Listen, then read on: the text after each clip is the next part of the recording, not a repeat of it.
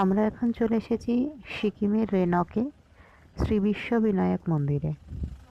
খুবই সুন্দর মন্দিরটা। এটা সিকিমের পেকিয়ং ডিস্ট্রিক্টে অবস্থিত।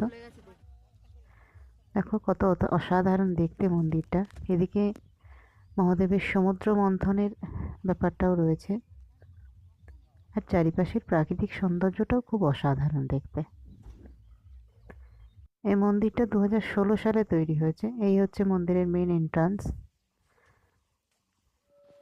এই যে ভিতরটা দেখো কত সুন্দর। এখানে শ্রী শ্রী গণেশের 51টা মূর্তি আছে। আর মেন যে মূর্তিটা, এটা 12 ফিট লম্বা। তো খুবই সুন্দর দেখতে গোটা মন্দিরটা। চারিদিকে অসাধারণ সব কারুকার্য করা।